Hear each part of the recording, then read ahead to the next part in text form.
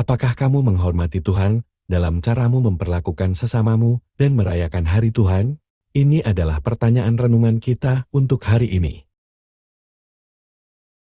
Holy Spirit, make my heart open to the Word of God.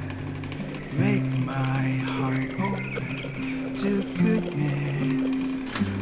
Make my heart open to the beauty of God every day. Amen.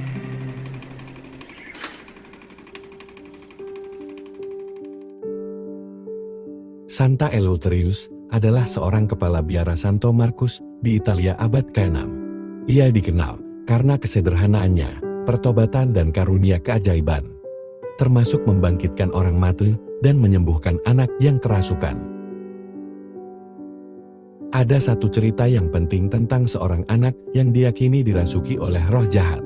Setelah anak itu dibawa masuk dan dididik di biara Eleutherius, ia tampaknya dibebaskan dari kerasukan.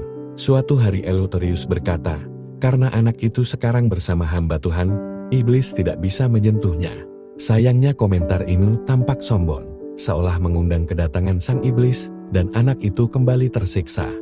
Kepala biara dengan rendah hati mengakui kesalahannya, dan berpuasa dan berdoa bersama seluruh komunitasnya, hingga anak itu dibebaskan dari kekuasaan iblis. Dia memiliki hubungan khusus dengan Paus Santo Gregorius yang agung, yang meminta doa darinya untuk kesembuhan dirinya. Saat itu kesehatan Paus terlalu lemah untuk ikut berpuasa pada malam Paskah. Dia mencari bantuan Santo Eleutherius, memintanya untuk berdoa untuk kesehatannya di gereja Santo Andreas. Dengan penuh ketekunan Eleutherius berdoa, dan yang membuat semua orang takjub, ketika Santo Gregorius meninggalkan gereja, dia menemukan dirinya cukup kuat untuk berpuasa.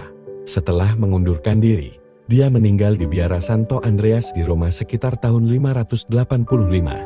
Dalam bacaan Injil hari ini, pada suatu hari Sabat, ketika Yesus berjalan di ladang gandum, murid-muridnya memetik bulir gandum dan memakannya, sementara mereka menggisarnya dengan tangannya.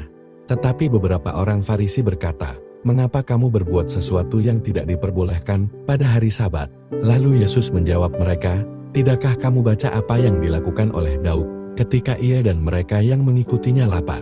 Bagaimana ia masuk ke dalam rumah Allah dan mengambil roti sajian, lalu memakannya, dan memberikannya kepada pengikut-pengikutnya. Padahal roti itu tidak boleh dimakan kecuali oleh imam-imam." Kata Yesus lagi kepada mereka, "Anak manusia adalah Tuhan atas hari Sabat."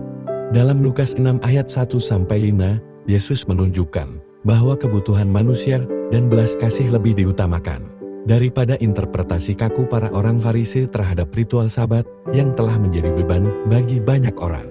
Dalam membela murid-muridnya, Yesus berpendapat bahwa berdasarkan kitab suci, kebutuhan manusia lebih diutamakan daripada ritual. Dalam kelaparan, Daud dan murid-muridnya makan roti persembahan di kuil.